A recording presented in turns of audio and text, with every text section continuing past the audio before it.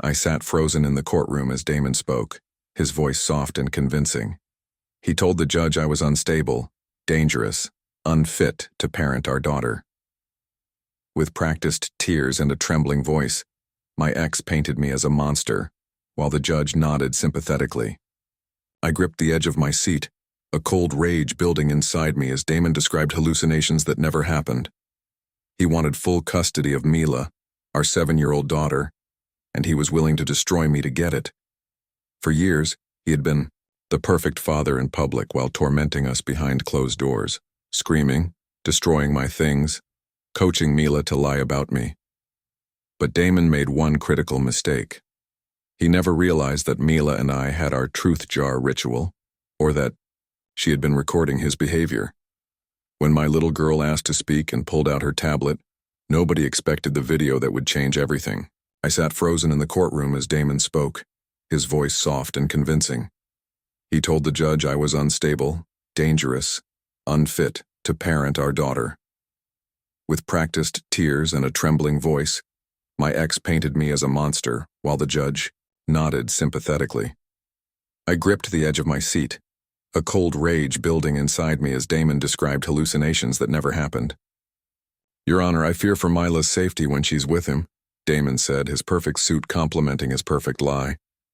"Last month, he locked her in her room for hours as punishment for speaking to me on the phone. Pure fiction, a complete fabrication. But the judge was writing notes, hanging on every word.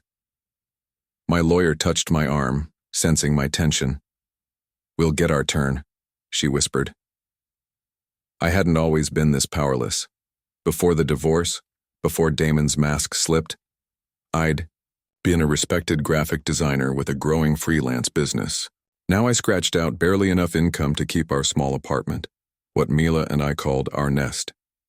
The court already viewed me as financially inferior to Damon with his corporate job and spacious house. "He's paranoid," Damon continued, a quiver in his voice. "He thinks I'm trying to poison Mila against him. He records our conversations. He questions her for hours after she returns from my home." I looked down at my hands. They were trembling, not with fear but with a fury so deep I could barely contain it. The truth was exactly the opposite. Damon was the one who grilled Mila, after every weekend with me. He was the one who made her rehearse stories about me.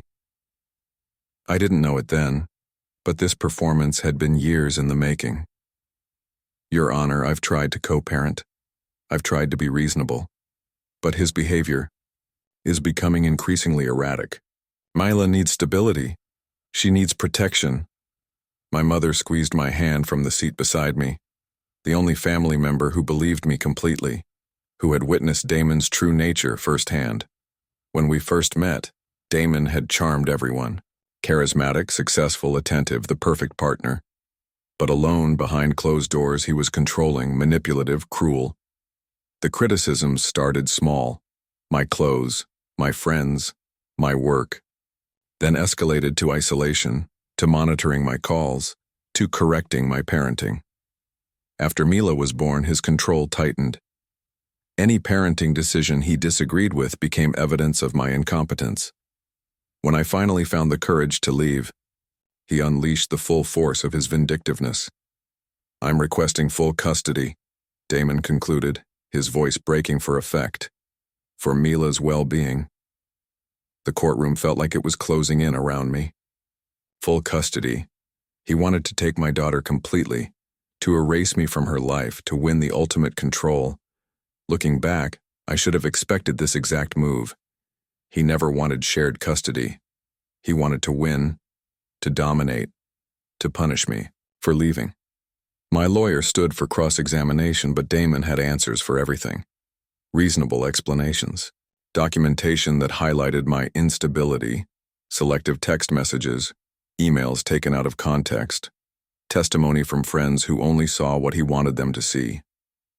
I glanced across the aisle at Mila, sitting with the court-appointed guardian, ad litem. My heart broke seeing her small face so serious, so adult. 7 years old and caught in this nightmare. She met my eyes and gave the smallest nod. A signal we had developed. Our silent language. The truth jar. That's what we called it. a ritual we started after the separation, a safe space for honesty. Mila would write down true things, when truth felt dangerous to speak aloud. Sometimes she would record voice notes instead. A few months ago, she had asked for a tablet for her birthday. I had scrimped and saved to get her one. I didn't realize she had started using it to document everything. "Do you need more time with the witness?" the judge asked my lawyer. "No, more questions, Your Honor." We broke for lunch. In the hallway, my lawyer tried to reassure me. "We have character witnesses lined up. Your mother, Mila's teacher. We can counter his narrative." But I had seen the judge's face. Damon's performance had been convincing. My earnings report looked paltry next to his. My apartment seemed inadequate compared to his house. On paper, he was the better option, the stable parent. "Dad?" Mila had approached without me noticing, the guardian allowing her a supervised interaction. "Can I talk to the judge?" I knelt to her level. "Honey, we discussed this. The guardian will tell the judge what you told her." "I need to show something," she insisted. "I have it on my tablet." "What do you have, sweetheart?" Her eyes, so much like my own, held a determination that startled me. The truth. When court resumed, the unexpected happened. Mila asked to speak. The judge, surprised but willing, allowed it after consulting with the guardian. Damon looked unconcerned, confident in his rehearsed testimony. My heart hammered as Mila walked to the front, her tablet clutched against her chest. I had no idea what she was about to do. I feared Damon's reaction. What had she recorded? What truth had she captured? "I want to show what really happens at Dad's house," she said simply, her voice small but steady. The bailiff helped connect her tablet to the courtroom display. For a moment, I saw confusion on Damon's face, then the video started. There was Damon, red-faced, screaming, not the composed, caring father from his testimony. This was Damon unleashed, breaking a framed photo of Mila and me, telling her what to say to her guardian, coaching her on lies to tell about me. "Your father is sick," he hissed in the video. "The court needs to know that. You need to tell them." "But it's not true," Mila's voice replied from behind the camera. "It doesn't matter what's true," Damon shouted. "What matters is what people believe." I watched the judge's expression shift. The guardian's mouth fell open, and Damon's public mask cracked completely. He jumped to his feet, shouting about invasion of privacy, about manipulation. "She's been coached," he yelled. "He put her up to this." But the video continued. Damon telling Mila that if she didn't cooperate, she would never see me again. Damon, rehearsing questions and answers with her for the guardian interviews. Damon threatening to take away the things she loved if she didn't help him win. The truth, raw and irrefutable, played out for everyone to see. The mask had fallen. His perfect image shattered. I felt no immediate triumph, only a cold, creeping vindication and pride, overwhelming pride in my daughter's courage. In that moment, I knew we would be free. The judge's face transformed as the video continued playing. Damon's mask had shattered completely. He lunged toward the display, shouting about invasion of privacy and manipulation. The bailiff stepped between him and the screen, a hand raised in warning. "Turn it off," Damon demanded, his composed facade now replaced with naked rage. "This is edited. This is a setup." The judge raised her gavel. "Mr. Ellis, control yourself or I'll have you removed." I watched this unfolding with a strange detachment. The cold fury that had built inside me for months was giving way to something else. Vindication. My daughter's bravery had accomplished what my words never could. The truth was finally visible to everyone. My lawyer leaned closer. "This changes everything," she whispered. The video showed 3 separate incidents. Damon coaching Mila on what to say to her guardian. Damon destroying a photo of Mila and me during a rage. Damon threatening that she would never see me again if she didn't cooperate with his plan. I hadn't known about these recordings. Mila had taken our truth jar ritual and evolved it on her own. My 7-year-old daughter had recognized the power of evidence when adults refused to believe her words. This video was recorded without consent, Damon's lawyer argued once the playback stopped. It's inadmissible and potentially illegal. The judge adjusted her glasses. I'll determine what's admissible. Ms. Gordon, did you record this video yourself? Mila nodded, her small shoulders squared with resolve. Yes, when Dad said no one would believe me. I felt my heart swell with a fierce pride, even as I recognized the burden my child had carried. No 7-year-old should need to become their own advocate, their own protection. The system had failed her until she created her own solution. The guardian ad litem approached the bench requesting a short recess. The judge granted it immediately. As court officers escorted Damon out, his eyes locked with mine. The hatred there was undisguised. In that moment, I knew with perfect clarity that I had never truly known him at all. Looking back, I should have recognized the danger signs from the beginning. The small criticisms that escalated to control, the public charm that masked private cruelty. The way he isolated me from friends who might have seen through his performance. In the hallway, my mother wrapped her arms around Mila. You brave, brave girl. My lawyer pulled me aside. The judge wants to interview Mila privately with the guardian present. This is good. Very good. I nodded, still processing the shift in momentum. For months, Damon had controlled the narrative. His resources had dominated mine. His connections had overshadowed my isolation. Now the truth had reset the balance. What happens next? I asked. Given what we just saw, I'm going to request an emergency custody order. Mila shouldn't return to his home after this. 2 hours later, we were back in the courtroom. Damon had composed himself, but his eyes were harder now. No more tears or trembling voice. His attorney looked grim. They had spent the recess crafting damage control. I didn't feel triumphant, just determined. The battle wasn't over, but for the first time, I could see a path to victory. To safety for Mila. To freedom from Damon's manipulation. The judge spoke directly to Damon first. Mr. Ellis, the content of that video raises serious concerns about your testimony and parenting. Your Honor, my daughter was clearly coached to record those moments out of context. I was frustrated, yes, divorce is stressful, but selective recording creates a false impression. His pivot to victim was instant. Predictable. I had seen this tactic before, whenever his behavior was questioned. The fault was never his. The responsibility never his. There was always an explanation that positioned him as misunderstood rather than manipulative. I didn't know it then, but his ability to shift blame would no longer work in this room. The court isn't interested in your excuses, the judge said sharply. Based on what I've seen and heard today, I'm issuing a temporary emergency order granting full physical custody to Mr. Parker pending full investigation. The words hit me like physical force. Full custody. To me. Not Damon. My lawyer squeezed, my arm in quiet celebration, but I remained still, afraid to believe this sudden turn. Your Honor, this is an extreme reaction to an isolated incident, Damon's lawyer protested. Counselor, what I witnessed was coaching a child to lie to the court, threatening to separate her from her father permanently, and emotional abuse. I would characterize those as extreme behaviors warranting an extreme response. Damon's face flushed dark with anger. For the first time, others were seeing what I had experienced in private. His control was slipping away publicly, irrevocably. The judge continued. Mr. Ellis will have supervised visitation only, pending psychological evaluation. The guardian will arrange appropriate supervision. I looked at Mila. She was watching the judge with solemn attention, understanding more than any child her age should. When our eyes met, I gave her a small nod. Our signal. Truth had won this round. Outside the courtroom, reality began to sink. Mila would come home with me. She would sleep safely in our nest tonight.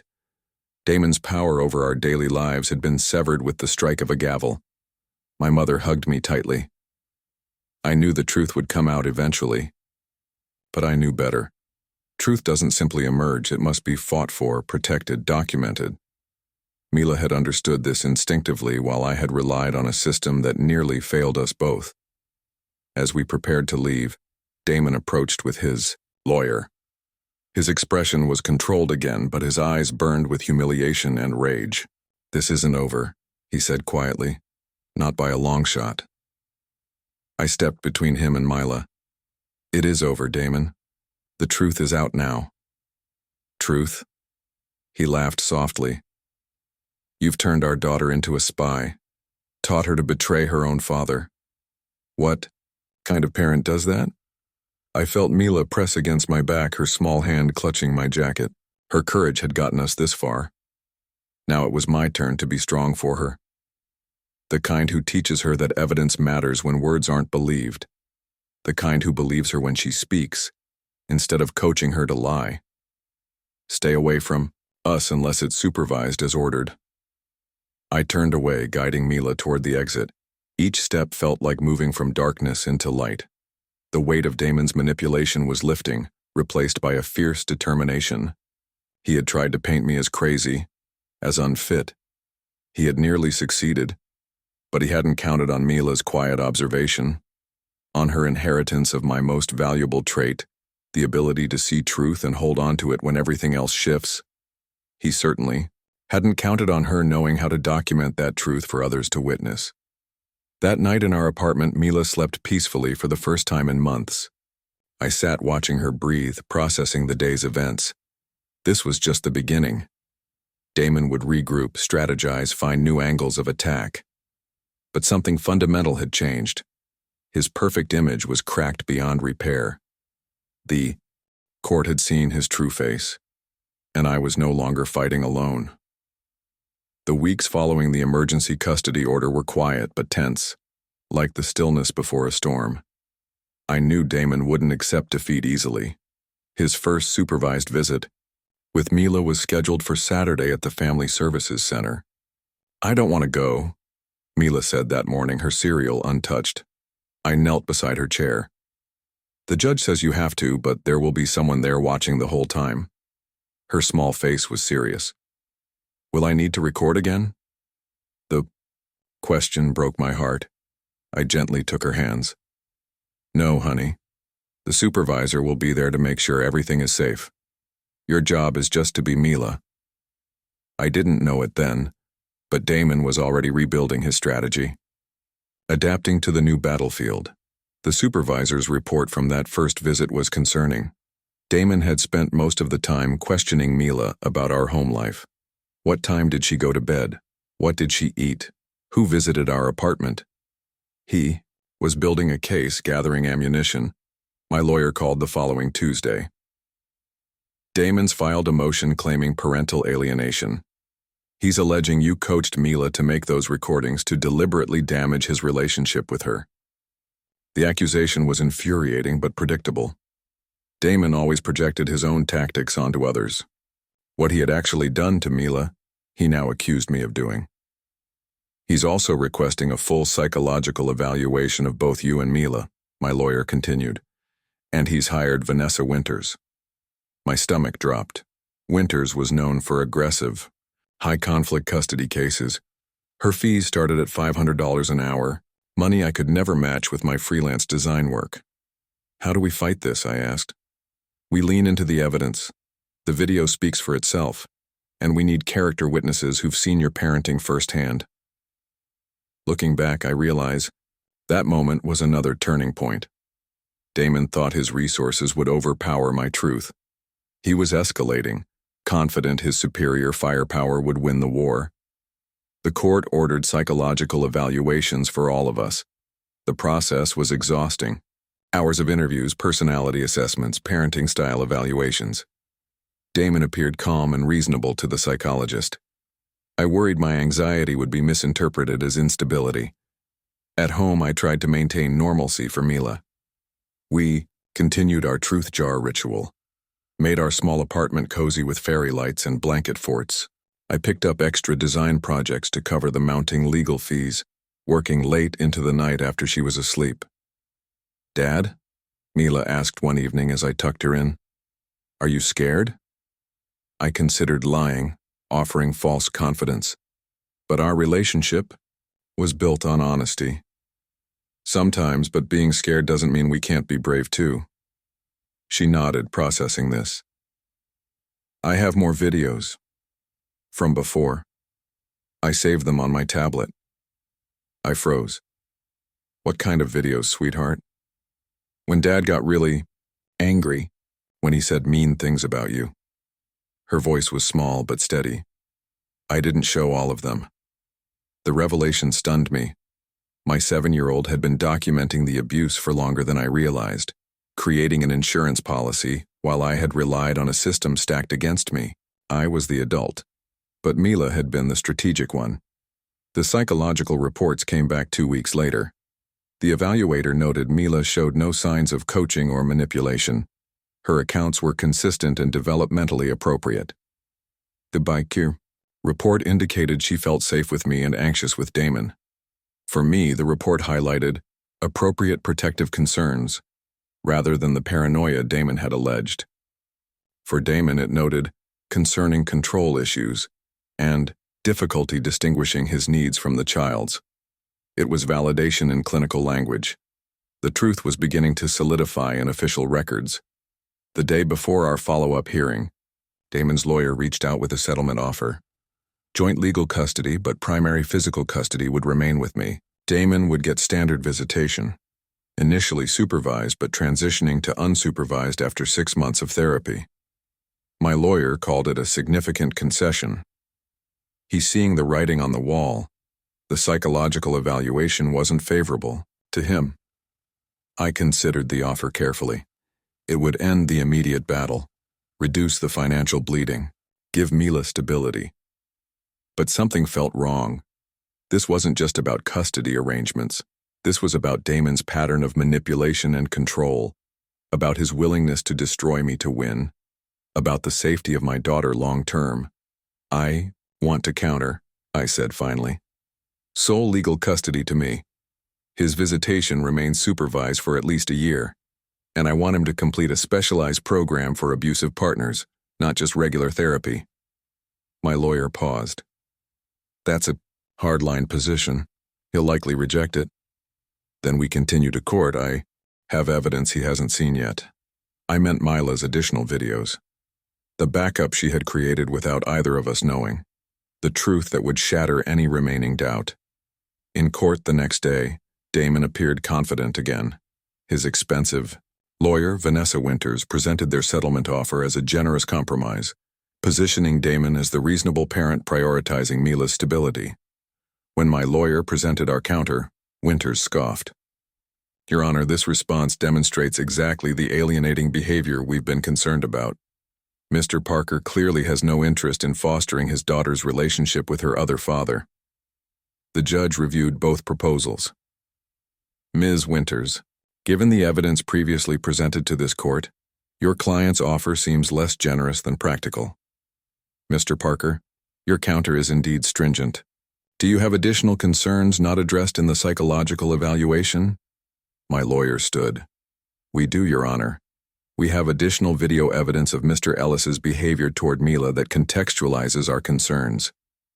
Damon's composure slipped for an instant. He hadn't anticipated more videos, hadn't realized Mila had been documenting his behavior long before the courtroom revelation. I didn't know it then, but Mila's foresight would prove decisive. The judge reviewed the new videos.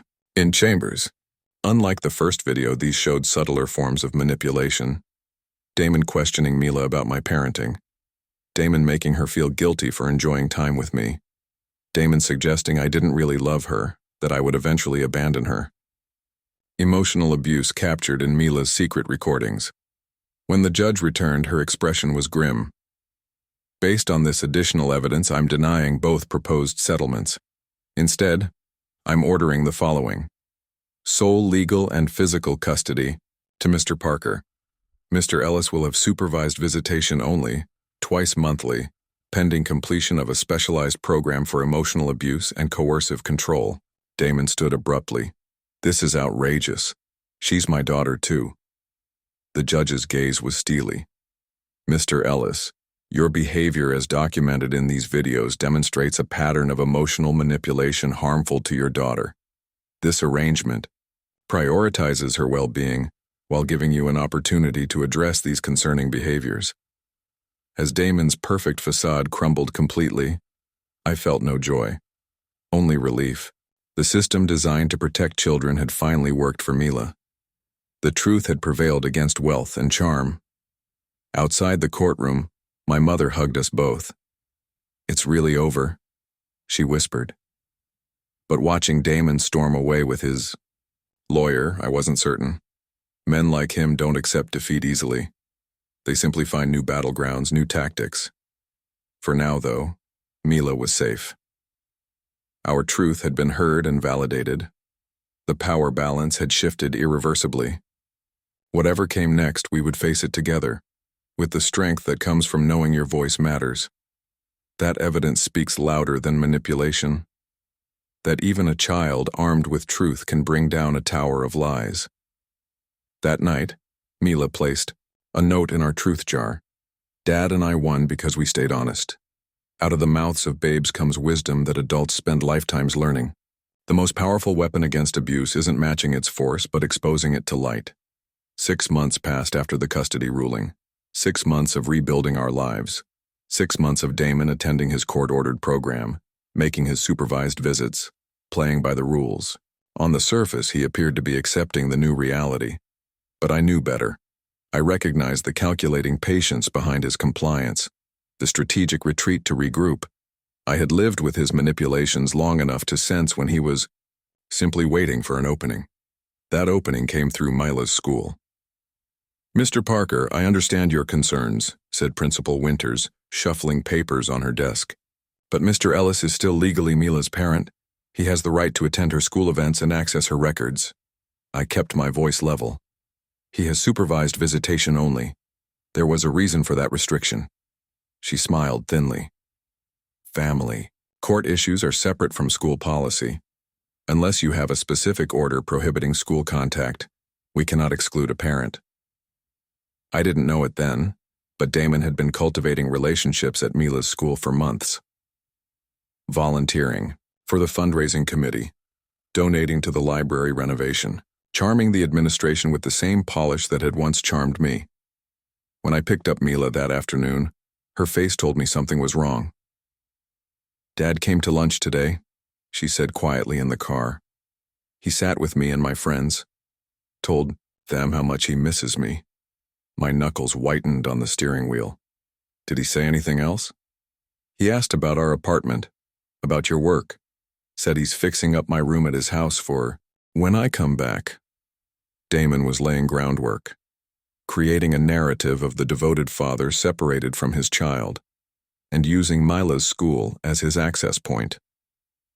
My lawyer filed an amendment to the custody order specifically addressing school contact. The judge granted it, restricting Damon to parent-teacher conferences with a supervisor present. But the damage was already spreading. Parents at school began treating me differently. Whispers followed me at drop-off. Playdate invitations dwindled. I was becoming the villain in Damon's carefully constructed story. Looking back, I should have anticipated this exact strategy. Public opinion had always been Damon's weapon of choice. One mother finally approached me directly in the parking lot, Rachel, whose daughter was in Mila's class. "I just wanted to say, whatever's happening between you and Damon, Maya still wants Mila at her birthday party next weekend." I thanked her stiffly, embarrassed by her obvious pity. "He's very convincing," she added quietly. "But my ex was the same way. Perfect in public, different behind closed doors. I recognized the type." Her words hit me like a revelation. I wasn't the only one who had experienced this. Other parents might recognize the pattern too if they knew what to look for. "Would you be willing to tell others that?" I asked. "Not about us specifically, but about how these situations can look different from outside." Rachel considered this. "There's a parent support group at the community center for families going through separation, custody issues. Maybe you should come." The support group changed everything. 12 parents sharing stories that echoed mine. The manipulation tactics, the public charm versus private cruelty, the use of children as weapons. I wasn't alone. More importantly, They offered practical advice. Document everything. Build a support network. Focus on Mila's well-being rather than fighting Damon's narrative. The truth emerges over time, said the group facilitator, a family therapist named Elena. Manipulators eventually show their true colors to everyone. Your job is to protect your child while that happens. I took her words to heart. Instead of directly countering Damon's charm offensive at school, I focused on being consistently present, volunteering in the classroom, joining the PTA, showing rather than telling who I truly was as a parent. Slowly the whispers faded. Parents began to see the discrepancy between Damon's polished performance and the court restrictions on his access to Mila. Questions arose, doubts crept in. I didn't know it then, but my quiet persistence was more powerful than any defensive counterattack could have been. 3 months into this new approach, Damon made his first critical mistake. Frustrated by his fading influence, he confronted me during a school science fair. In public, in front of other parents, without his supervisor present. "This is ridiculous," he hissed, cornering me by Mila's project display while she was in the bathroom. "You've turned everyone against me with your lies." I kept my voice calm.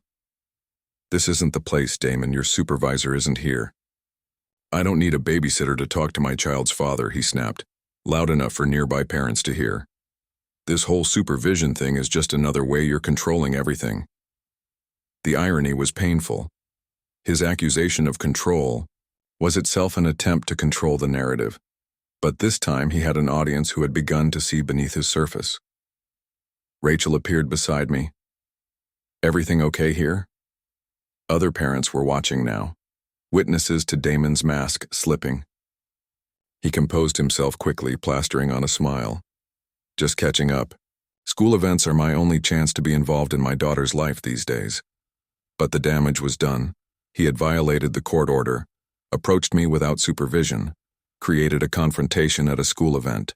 I reported the incident to our caseworker and my lawyer immediately. The judge was not pleased. Damon's supervised visitation was reduced further. His participation in Mila's school activities was restricted to written communication approved by the court.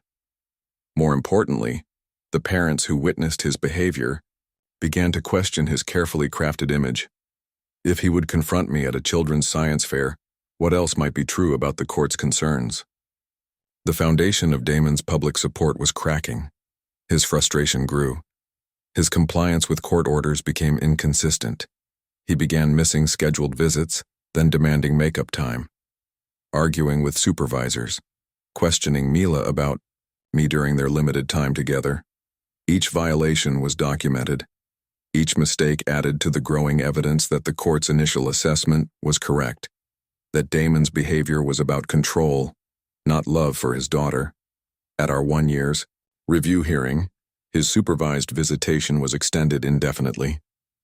The specialized program reported his participation had been perfunctory at best, resistant at worst. The psychologist noted ongoing concerns about his inability to prioritize Mila's needs over his desire to win. As we left the courtroom, Damon's lawyer approached mine.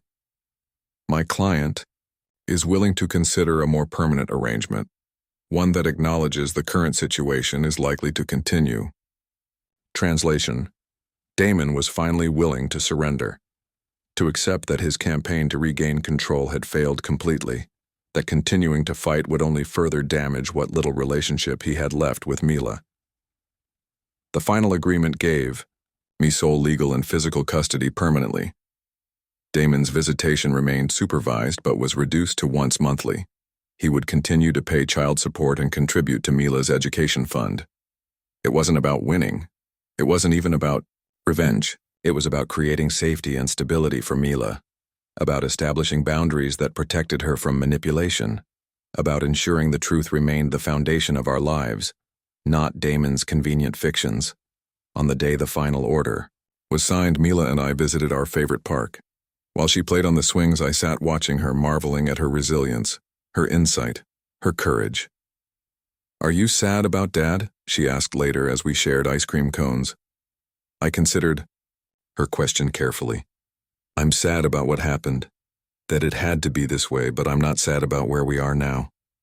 She nodded, processing this with her remarkable perception. Me too.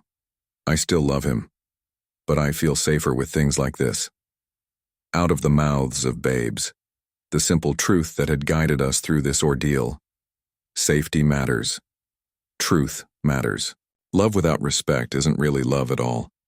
2 years passed after our final custody arrangement. 2 years of healing and rebuilding. 2 years of Damon's presence in our lives shrinking to a manageable monthly visit. Our apartment wasn't just a nest anymore. It was a fortress of stability, a place where truth was sacred. Mila thrived. Her grades improved. She made new friends. She joined the school's art club, showing creative talent that made my designer heart swell with pride. The emotional shadows that had darkened her eyes slowly lifted. I expanded my freelance business into a small design studio, hired 2 junior designers, started landing bigger clients. Financial security gradually replaced the constant anxiety about legal fees and future battles. I didn't know it then, but our story had been quietly spreading. Other parents in similar situations reached out through the support group. The family court judge who had handled our case began recommending video documentation to other protective parents. Mila's courage had created ripples beyond our small world. Then came the call that changed everything again. Mr. Parker, this is Detective Morales from the county prosecutor's office. We're investigating several cases involving family court manipulation. Your case has been flagged as a potential pattern match. My heart raced. Pattern match to what? We've identified several cases where one parent used similar tactics to gain advantage in custody proceedings. False allegations of mental instability, character assassination, financial leverage. I sat down heavily. You're saying Damon did this to others? We believe so. 3 cases so far, including yours. We'd like to interview you and possibly Mila, with appropriate support present, of course. Looking back, I should have realized Damon's behavior with us wasn't isolated. People who manipulate don't limit their tactics to one relationship. They repeat what works until it doesn't. The investigation revealed Damon had used nearly identical strategies in 2 previous relationships. Both involved children. Both included allegations that his partners were unstable or unfit. Both leveraged his financial advantage and public charm against mothers who lacked the resources to fight effectively. But neither of those children had recorded his behavior. Neither had captured irrefutable evidence. Without Mila's videos, they had been fighting shadows. The perfect father image had prevailed against their uncorroborated claims. The prosecutor's office requested copies of all our video evidence. With Mila's permission, I provided everything. Her brave documentation would now potentially help other children, other parents trapped in similar battles. Will Dad get in trouble? Mila asked when I explained the investigation as simply as I could. Maybe. What he did wasn't just wrong. Some of it might have been against the law. She considered this with her usual thoughtfulness. Like when he told me to lie to the judge? That was against the law, right? Yes. That's called perjury or witness tampering, very serious. She nodded decisively. Then he should get in trouble. Not because I want him to be sad, but because rules matter. The wisdom of children, simple, clear, moral, reasoning uncomplicated by excuses or rationalizations. Damon had taught Mila that rules were for others, not for him. She had rejected that lesson entirely. The investigation expanded. Financial records revealed Damon had hidden assets during our divorce proceedings. Tax documents showed potential fraud. His professional reputation, built on the same careful image management as his personal one, began to crack under scrutiny. I felt no joy in his unraveling. Only confirmation that my instincts had been correct, that the man I had once loved had never truly existed, only a carefully constructed facade hiding someone capable of calculating cruelty. 6 months into the investigation, the prosecutor filed charges. Witness tampering, perjury, financial fraud. The case made headlines in local media. Damon's carefully built reputation collapsed overnight. His visitation with Mila was suspended pending criminal proceedings. His professional partnerships dissolved. The charming, successful businessman was revealed as a manipulator who had gamed the system repeatedly at the expense of his own children. I struggled with how to explain the developments to Mila, how to balance truth with age-appropriate information, how to acknowledge the harm without creating more trauma. Dad did things that broke important rules, I told her finally. The kind of rules that protect people from being hurt. Now he has to face consequences for those choices. Like a timeout but for grown-ups? She asked. Something like that. A very serious timeout with professionals who help people understand why rules matter. She accepted this with remarkable resilience. Children can process difficult truths when delivered with honesty and appropriate context. It's the lies and gaslighting that damage them most deeply. The criminal trial lasted 3 weeks. I testified about Damon's manipulation during our marriage and divorce. The videos spoke for themselves, more powerful than any verbal testimony could be. Other victims shared almost identical experiences. The pattern was undeniable, the evidence overwhelming. Damon maintained his innocence throughout, claimed he was being persecuted, that everyone was lying about him, that the videos were taken out of context. His defense crumbled against the weight of documented truth. The jury deliberated for just 6 hours before returning guilty verdicts on all counts. The judge, citing the particular cruelty of using children as pawns, imposed the maximum sentence: 5 years in state prison, restitution to all victims, no contact with any of the affected children until they reached adulthood and could choose for themselves. As Damon was led away in handcuffs, his carefully constructed world completely dismantled, he looked back once. Not at me, but at Mila. His expression unreadable, perhaps regret, perhaps anger, perhaps finally recognizing the daughter whose strength he had fatally underestimated. Outside the courthouse, media gathered, hungry for statements, eager to package our trauma into digestible sound bites. I declined all interviews, shielding Mila from further exposure. Our story belonged to us, not to public consumption. That evening, Mila and I sat in our living room. The truth jar, unused for months, sat on the coffee table between us. "Do we still need this?" she asked, touching its smooth surface. "Now that everyone knows the truth?" I considered her question, carefully. The jar was never really about other people knowing. It was about us remembering what's real when someone tried to make us doubt ourselves. She nodded, understanding as she always did. "I think I want to keep it. As a reminder." A reminder of what?